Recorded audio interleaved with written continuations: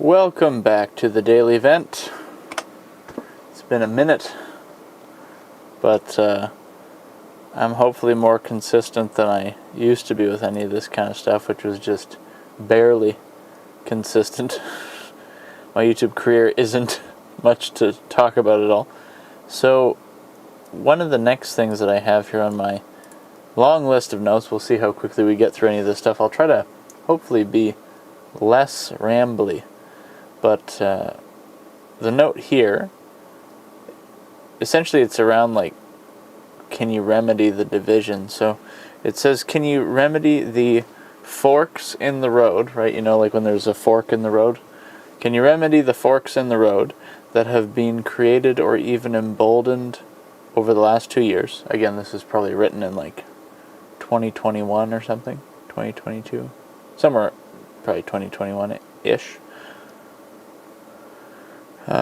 So emboldened over the last 2 years, examples: freedom versus security, woke versus traditional or non-woke, facts and truth versus feelings, science versus propaganda, that was a big one during COVID, logic versus illogical, radical ideology versus traditional ideology, objective truth versus subjective truth, that's a big one, hyperbole versus actuality. I don't know if that's the proper use of that word, or if actuality is a word. Or is repair impossible if two groups are committed to completely different ideals, goals, and pursuits? Is the rift permanent? So essentially, this is an important question because in the age that we live in, the modern Western societies, there's a lot of cultural divisions, and you could also talk about like religious divisions, political divisions especially, all these different kinds of divisions. Essentially it's this idea that we've been so divided based on race, gender, ideology, religion, everything more or less, like maybe not everything, but most things. Essentially anything that could be made into a big personal issue and fight is probably being made into a big personal issue and fight. And there was this one meme that was pretty solid that Tim Pool shared on his podcast a while ago. And it was a bunch of these protesters outside of whatever building Occupy Wall Street was protesting at, or whatever area. So I don't really want to go to the interwebs to look up the specifics on this, but wherever Occupy Wall Street took place, the meme took place in that setting. And it was this, like, I think wealthy banker guy inside an office with a bunch of protesters outside, I think with holding signs or whatever. And there was a little text bubble above this banker guy's head, or whoever this guy was supposed to represent. And it said, introduce them to identity politics, or something to that effect. Basically, it said something like that. And it's kind of, if you think about what that meme means, isn't that where we're at? Because how often is it, like even in a Reagan speech from like, was it the 60s? I think it was in the speech, A Time for Choosing. He said he said something to the effect of, we're told we have to choose between a left or right. I believe there is no left or right. It is up versus down, or there is only up versus down, or something like that. I might be paraphrasing slightly. But think about what that means. The idea that there's probably a big effort to get people into believing that, like, you know, you're against your neighbor, this, that, and the other, because they vote red or blue, or they think this or they think that, or they view things like whatever. Like, throw a stick and see where it lands and see what the division around the issue is. And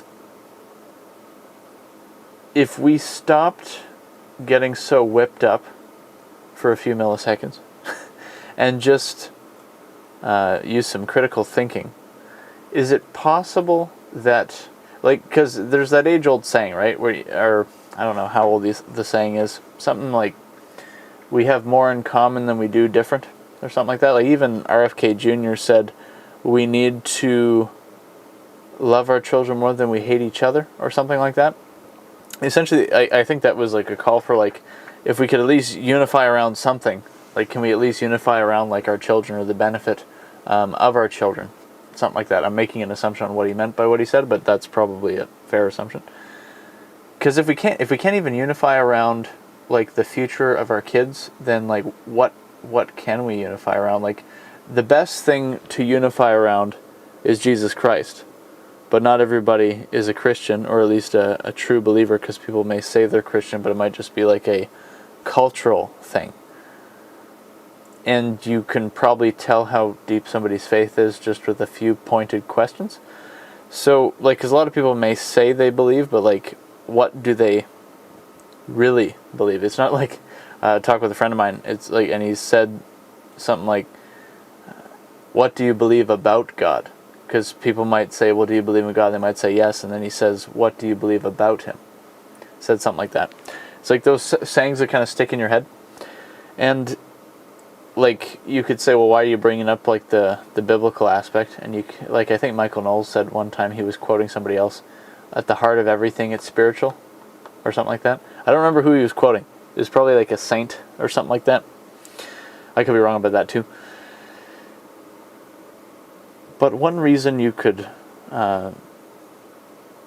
maybe another reason that you could warrant bringing up the biblical side of it is that if we, like, because there might be a big push for unity, but it's like unifying around what, right?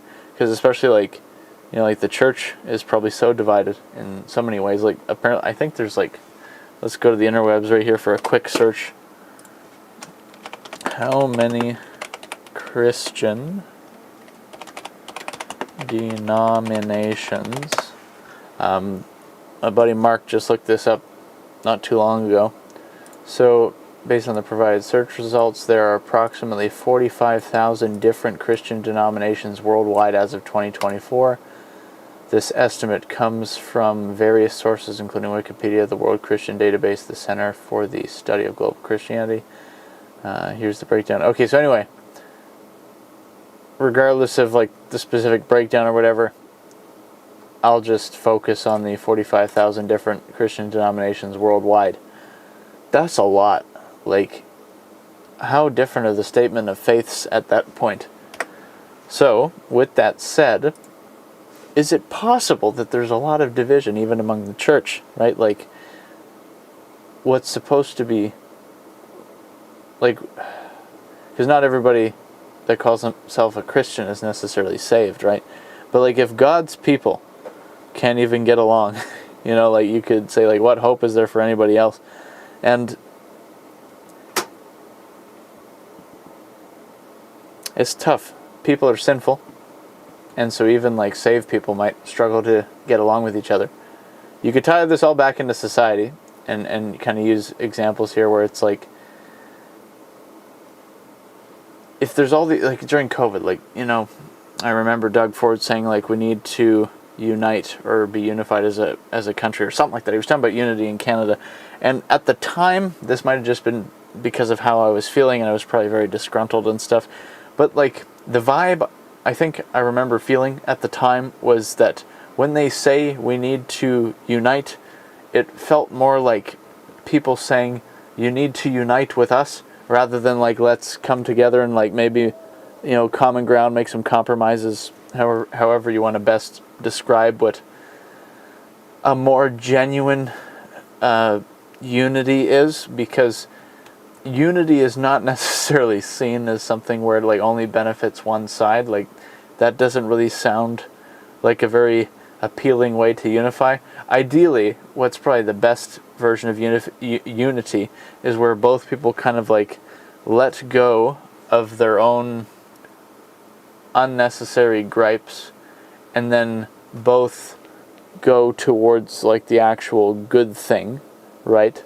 So in this case, like the most important thing, and focusing on people of faith, if people could it's tough because in the church it's like, what are the primary and what are the secondary issues, and you could almost make the reasoning to a certain extent that maybe there are no secondary issues because the secondary issues might affect how you see the primary issues. But you could kind of go both ways with that conversation. So, but like in the church, it's like we should let go of the things that don't matter and unite around Christ, who is the head, right? We're the body. And so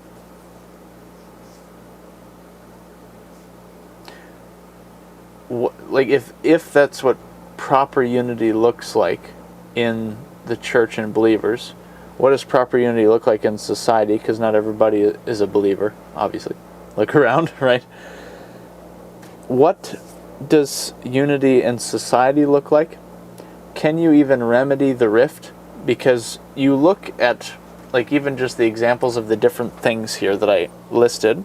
So freedom versus security. COVID revealed who's really pro-security and who's really pro-freedom, and who is more willing to embrace any kind of really heavy emergency orders and everything else versus people that wanted to maintain the fundamental rights and freedoms of a nation.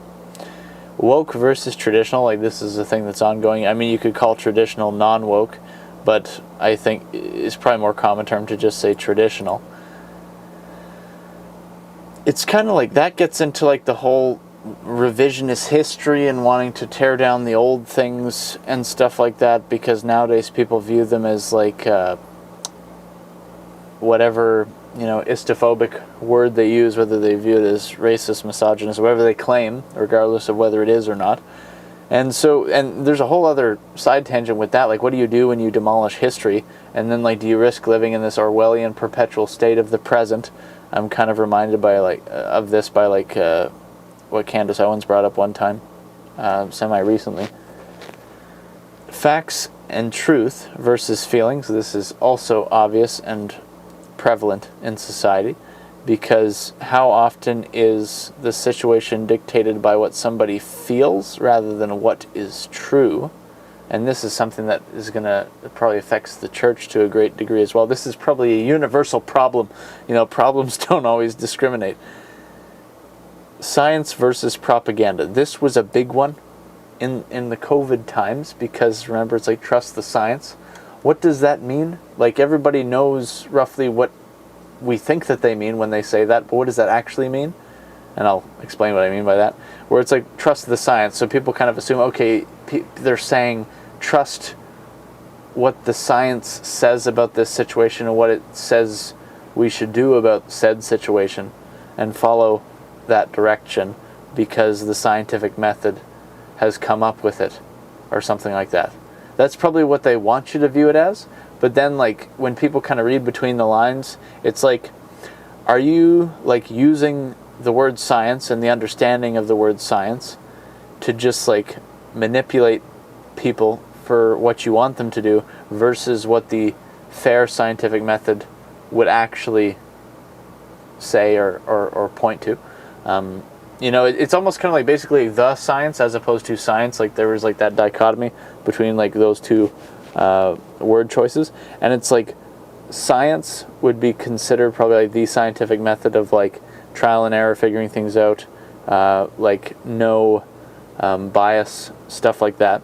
Whereas the science would be probably more this cult-like, propaganda-oriented or propaganda-adjacent sloganry, maybe, where it's trust the science. Well, the science says you should do X, Y, Z. Well, why? And it's well, just because, trust the science. And they probably have a way that they justify the why. But is that why actually accurate and true, or is that just what you have kind of justified to be true? It's how many of the numbers are influenced or inflated or directed, or they do maybe certain things to come up with the metrics or numbers that will help to push the agenda. Wasn't Mark Twain, I'll paraphrase, he said there are lies, darn lies, and statistics, or something like that. And so it's if you can manipulate the statistics to say kind of what you want them to say, versus maybe what a more fair analysis would say. So and think of how far, people have fallen when it comes to stuff like that. Because it's like when Candace Owens describes like science as a cult, it's like, that's like, how is that not true on some level with what we've seen, where it's like people claim to be atheist and to believe in nothing, but then, because I've heard it said we're natural born worshippers, like we always want to worship something, whether it's ourselves, whether it's God, whether it's something else. And so the people that probably claim to be atheists and believe in evolution, but not even necessarily evolution in the sense where they worship evolution, but just in a sense where they use that as a justification to believe that the world came to be for reasons other than God, and so they use that to maybe justify their atheistic viewpoint. But it's like, even like the atheist may eventually find something to worship and to cling to, or probably does, like, regardless. Like, is it possible that you just resort to worshiping self if you don't worship God? I've heard this example said probably for a while, and it's probably very true. And if people don't worship themselves, maybe they worship their, significant others, their animals, the planet, whatever, like, with all this, green movement stuff, this, like, new age stuff. It's like the Bob Dylan song. Mark and I, my buddy Mark and I were talking about this recently, where it's like the Bob Dylan song, "You're Gonna Serve Somebody." And there's the line where it's like, it may be the devil, it may be the Lord, but you're going to serve somebody. And you could extrapolate that to be like I've heard Mark described it, I think he was quoting some other Christian author, where it's like there's essentially two kingdoms. I don't know if this is, I don't think this is said directly in the Bible, but I think it's a theological understanding, is that there's two kingdoms, the kingdom of God and the kingdom of Satan. And you're in one of the two kingdoms. You're either like saved or unsaved, right? So you could extrapolate that to be, I'm like losing my train of thought right now. Like vanished from my mind right there. You're one of the two kingdoms. Yeah, you're gonna serve something. If it is the case that we were created with like a worship, I don't know if you want to call it worship mentality or worship action or way that we behave, it ends up in worship some way, somehow. Like, you should worship God, but if you are living in sin, then you're probably going to worship something sinful, whether it's yourself, whether it's possessions, whatever, like, fill in the blank. Like, so it's like, but everything else that is other than God is like the world, right? So everything else that is not God is the kingdom of Satan, like, is the world, all the sin, right? So it's like you're either in God's camp or you're not.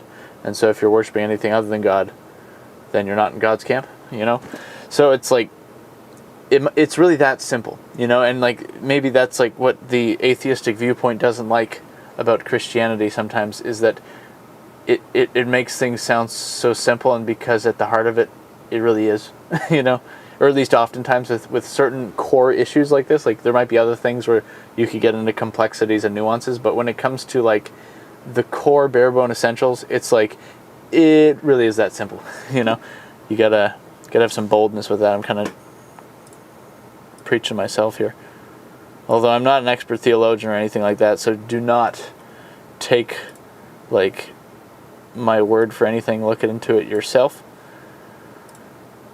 Logic versus illogical is the next point I have here. So this ties into, the science and, facts and truth versus feelings, etc. Although, like, maybe this is just another way of expressing it, or maybe it leans into kind of some other stuff, where if it's logic versus illogical, this kind of maybe ties into specifically critical thinking, because if you are critically thinking, that's probably going to be a logical process. Whereas if it's illogical, that's maybe just the result of denying the critical thinking and instead embracing like a groupthink, mob mentality, emotionally driven process or way of doing life, which I think just results in people getting really whipped up in like these like kind of deranged mentalities. Like when you look at some of these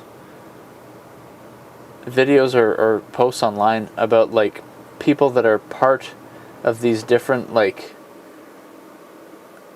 communist revolutionary crowds, whether it's like Antifa types or other kind of stuff, they're not necessarily all like this, but do you ever see the odd people where like the eyes kind of have a crazy look in them? And it's not necessarily all of them. Like, let's give some nuance here. Some people might just be going and seeing what it's about, trying something new or whatever, maybe not even realizing what they're getting into when there's some protest about something. You know, maybe they're just bored. Like, give some people the benefit of the doubt here, but like, you know, like when there's people that are like true believers, to get involved in these kinds of causes, but you could almost make the deduction that they're like consumed by it. And it's like, you can tell when it's like somebody's like, you see it in the eyes, where it's like there's like this kind of, you know, something's a little off, you know, like a crazy kind of look. And you could maybe even get into like the spiritual element of that too. Although I'm not like an expert, or I don't necessarily have a gift for like telling who is being influenced in that kind of spiritual way, so to speak, like in terms of like a demonic thing. Because like some cases may be like that, but I'm not going to like say, oh, this is definitively this, that, or the other, because I don't know. But like when people get wrapped up into this like illogical mentality where it's literally just like you kind of just march in lockstep mentally with whatever the narrative is, and you see this with like the extreme leftism and the very woke crowds, where it's like, you ever see the examples of where like they kind of eat their own as soon as you like stray from the herd a little bit? And it's kind of wild, because like you may have been like on the same team months ago or a year ago, and now all of a sudden they're like throwing you to the wolves or whatever, and they like, you know, cut you out of the herd sort of thing. And it's like, is that a good way to live? You know, are you happy? Are you happy? You know, are you fulfilled with that kind of way of living?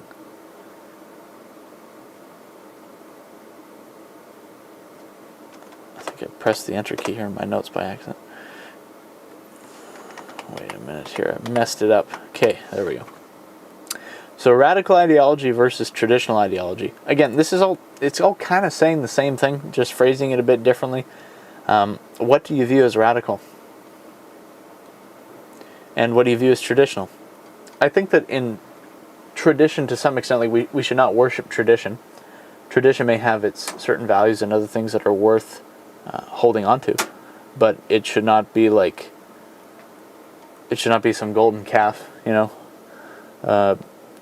Traditional ideology is probably seen as more stable. Like everything, like or not everything, but a lot of stuff in tradition is probably seen as more trustworthy than what is like new, progressive, and maybe radical in its methodology. Again, it all depends on what it is that is being promoted and what it's based in. But if you look at like what is traditional, and it's like, well, it's gotten us to this point, so is it possible that it's worth conserving? You know, maybe that is part of what conservatism is about. I'm not really an expert in all these terms. It's just you hear stuff talked about all the time, and the water may have been muddied on what do the terms actually mean. And that's maybe another good point, is like define the terms, because I've heard some talk about this before, where it's like, I think it was Michael Knowles or Matt Walsh talking about this, where it's like the leftists, or maybe you could chalk it up to the communist revolutionaries, whatever word best describes it, that they understand language better than the right does, in the sense of like how to manipulate it. And I think that, if I remember all this correctly, because this was a while ago that I heard this probably, is that if you understand, or if you can manipulate what the words mean constantly, then you could kind of control the narrative, I guess, because it's like if you're always changing what words mean, and then other people can't keep up, you kind of can, I guess, control the flow, right? So it's like, you know, what does the word, you know, awake mean? What does the word tradition mean? What does the word conservative mean? What does the word progressive mean?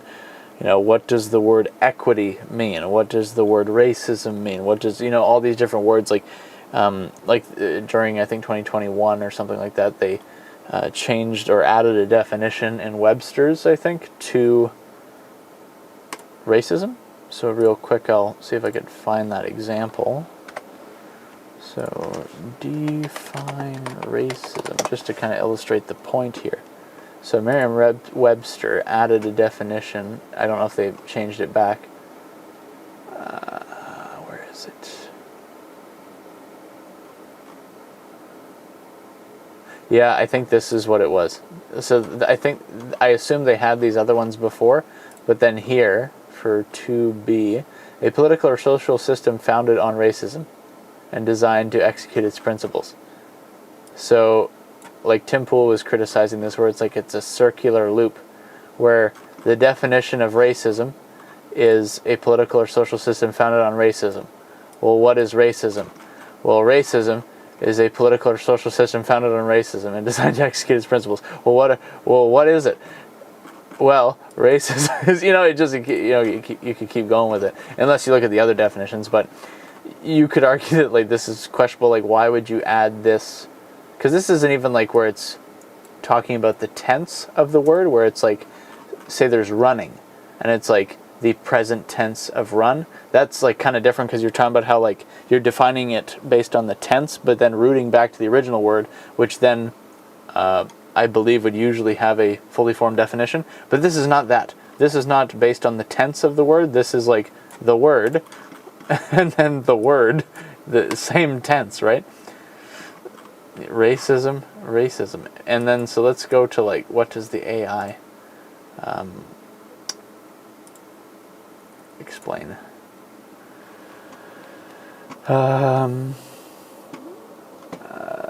The excerpt mentions the term racism. In simple terms, racism refers to the belief that one's own racial or ethnic group is superior to others. In the first sentence, the AI already explains it better than this specific definition does. My screen cuts off the text box there from the AI. But anyway, I don't want to spend too long on that part, but just define the terms, and when you always change the terms, can people keep up with what words mean? And then can you even how do you carry a conversation or a debate if people are always changing what the meaning of words are? So define the terms. Define the terms. Objective truth versus subjective truth.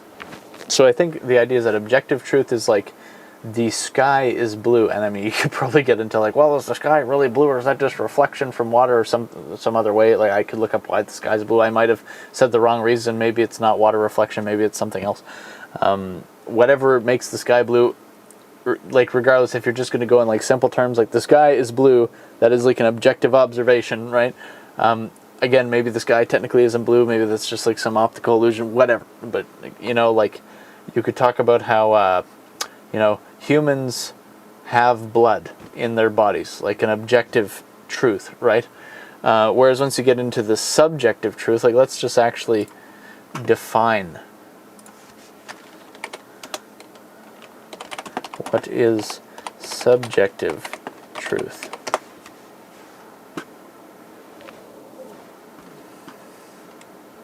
Subjective truth, a multifaceted concept. Subjective truth refers to a truth that is personal, relative, and context-dependent. It is often contrasted with objective truth, which is considered universal, absolute, and independent of individual perspectives. Bada bing, bada boom. You know what I'm saying? So, subjective versus objective. We got a lot of this happening in the West right now, where it's the subjective truth, the term my truth. Well, that's my truth. Well, that's your truth. And how often do people use this about stuff that probably errs more on the side of the objective? Worth noting, because if you have a society that is built on a bunch of subjective truth interpretations, is it possible that everything just falls apart? Because it's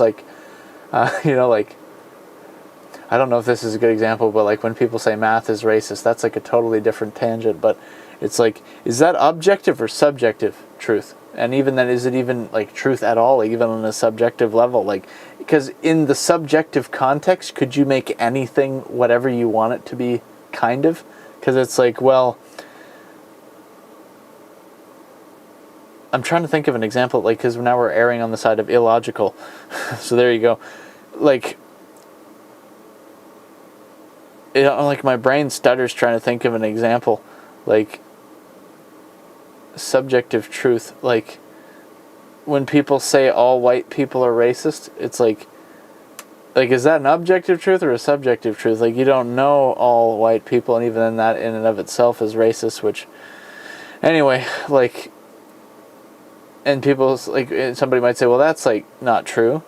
Like, do you even know me? Like, or whatever, and then, like, they might say, well, that's just my truth. Like, this may be a bit of a bad straw man example, but, like, stuff like that. Like, let's just go to the interwebs again. I don't know about that lion image. I don't know about that. Give an example of a subjective truth. See, and then you have, like, okay, like a philosopher. I assume that's a philosopher website. Is all truth subjective? And then it's like, oh, here's the rabbit hole. Based on the provided search results, here's an example of subjective truth. Example: a person, let's call her Sarah, experiences a sense of joy and fulfillment when listening to a particular song, "Stairway to Heaven" by Led Zeppelin. For Sarah, this song evokes a strong emotional response, and she subjectively experiences it as beautiful and uplifting. Art. There is probably a good example of where you have subjective truth. Like, if I say that painting is bad, right? And somebody may say, well, like, no, it's not. Then, like, that's an area where you could say, like, well, as much as it's kind of cringe to say, well, that's my truth. It's like, technically, because art is often subjective, although you could maybe even argue that there's certain objective things that make art good. Like, if you could look at people that probably critique modern art and just talk about how, like, the ridiculousness of it. Like, there's a line somewhere where maybe it's just objective, but in some areas, like, you look at different art styles, you look at different music genres, some people like country, some people don't. That's where you get into maybe more subjective truth. But, yeah, like how somebody views a song as, like, emotional and uplifting, where somebody else might view it as, like, dumb. What is cool? Whatever society or somebody thinks is cool. Some people may think, like, you know, what kind of jeans you're wearing is cool or not, right?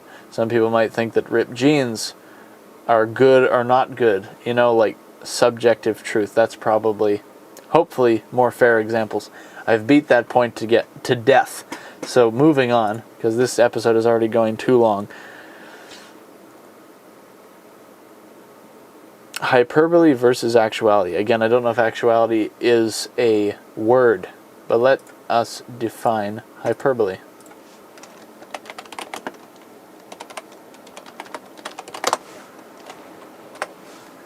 Okay, so uncountable extreme exaggeration or overstatement. Okay, uncountable extreme exaggeration or overstatement. Especially as a literary or rhetorical device. Deliberate exaggeration. That's probably, like, a really good way to summarize it. An instance or example of this technique. Dude, why do definitions like that exist? Like, hyperbole, an instance or example of this technique. What? Anyway, so deliberate exaggeration. So you could argue that we live in an age of hyperbole if you look at the news, or the mainstream news. So, like, what is the actual fact of the matter versus, oh dear, I'm pulling the screen. Oh dear. Can I lock this in place? Is that a thing? Anyway. So, hyperbole versus what is actually the reasonable, we'll say, most true interpretation. You could talk about the classic saying, there's two sides to every story. But is most of what is reported in the mainstream hyperbolic? That word's been thrown around probably a lot. The deliberate exaggeration to achieve a given end. It's kind of the trouble with when you monetize the news cycle, right? Like, have you heard the saying, if it bleeds, it leads? Something else I heard from Tim Pool. If part of the money-making method with news is getting the eyeballs, and you get the eyeballs and the advertisers are paying you probably based on how many eyeballs you get, the views that you get, right? How much attention you can grab. So that may incentivize a lot of hyperbole, because if it's more of like a shock content, then it may get more viewership. You could maybe make comparisons to like tabloid magazines. I don't know if this is an example of hyperbole or just straight up lies, because I didn't buy the magazine or look into this at all. But when I was in Florida, there was a magazine on the rack by the checkout that said JFK's gay lover or something like that. I didn't pick up the magazine and read it at all. That's either hyperbole or just lies, or both. But like, think about some examples in your life where you may have heard something hyperbolic. How does that play out over time if you continue to have, like, because if cable news is dwindling, which from what I hear it seems like that is the case, is kind of phasing out, reaching that product life cycle limitation or downturn, whatever, decline. And if you're trying to like stay alive in a situation like that, it would not be surprising that they would be getting more hyperbolic to try to maintain or get more viewership. You just look at like a lot of the Trump coverage over the last however many years, how much of it's hyperbole, how much of it is, fair and reasonable. You be the judge. Look into it. Like, look up like, I think I was watching an episode of the PBD podcast, and I think they said that mainstream media, I think they're probably talking about mainstream media that excluded Fox News. It was like 97% overall negative coverage of Donald Trump or something like that. I could be wrong with that statistic. That's just something that I think I heard. So, but if that is true, then that may speak to the amount of hyperbole, because hyperbole might be saying like, X person said they're not a fan of Thai food. The hyperbolic response might be like, X person expressed extreme disgust at Thai food. You know what I mean? Like, they might have just said, I'm not really a big fan of Thai food. And then the hyperbolic, news account of what they said was like, shows disgust at Thai food. It's like, well, let's be reasonable. Like, what was actually the intended tone and etc. Like, that might be a good example. So if you live in a society that is getting more and more like that, it's probably not surprising that people are becoming more divided.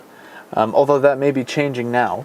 But like, especially during COVID, like, how much of the reporting around COVID and like vaccine skepticism, all this other stuff, like people just not wanting to take it or people taking it, like how much of it was like riddled with hyperbole, and it just like fans the flame, and then people get more and more at odds with each other, at each other's throats about stuff, yelling at each other, cussing each other out, whatever. And it's like, does it have to be this way? Hopefully not.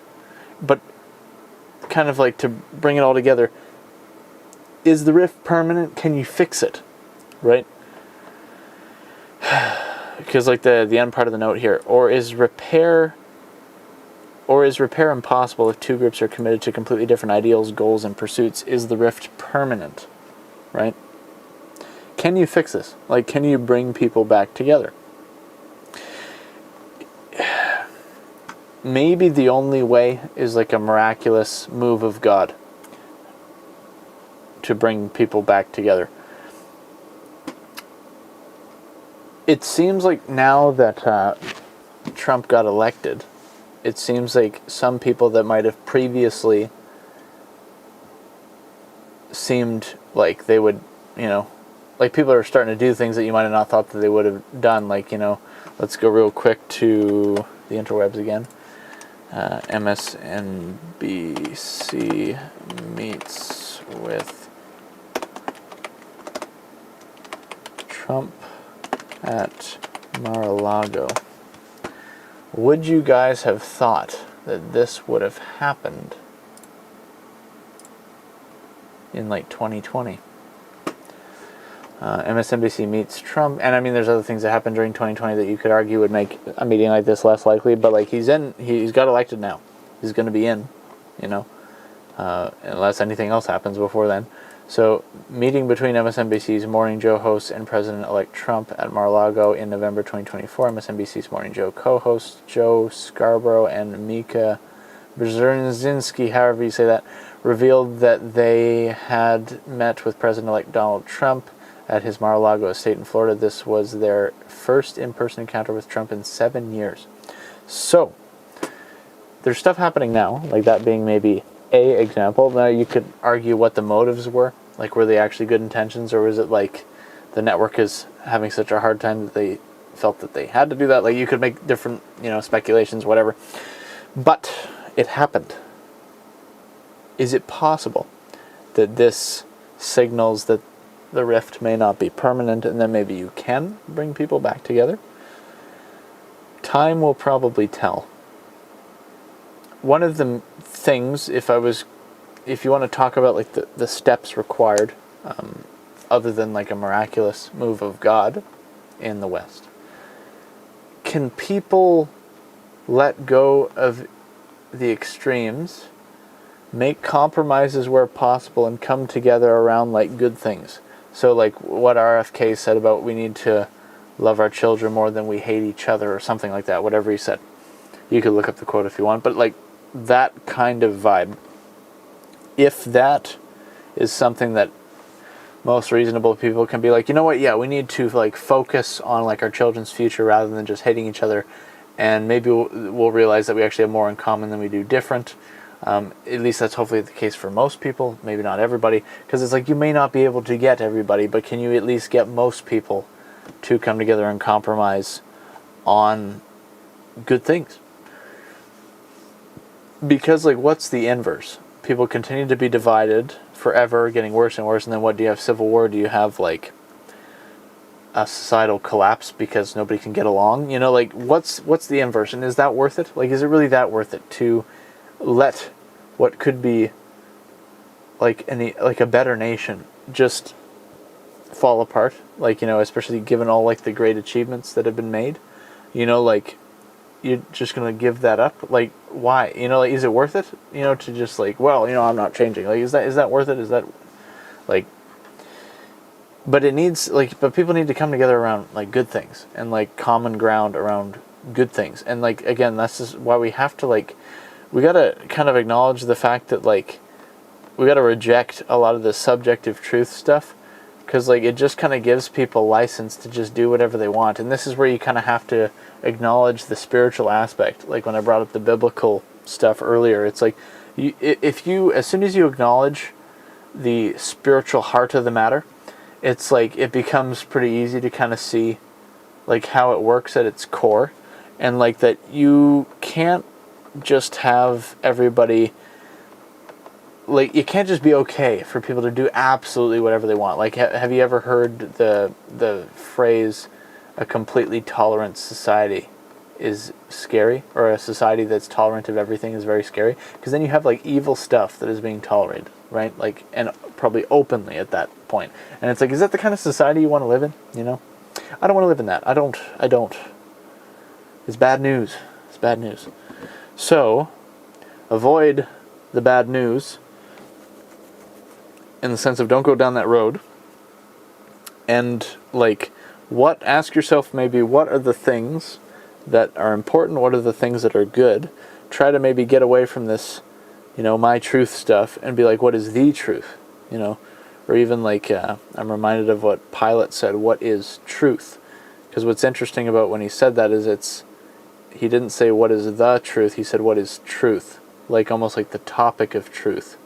Which is kind of weird to think about in a way that like a Roman guy of his status like the way that he says it, it's almost as if he'd never heard of the concept before. Like I haven't studied that passage, so I don't necessarily know what the context of that is.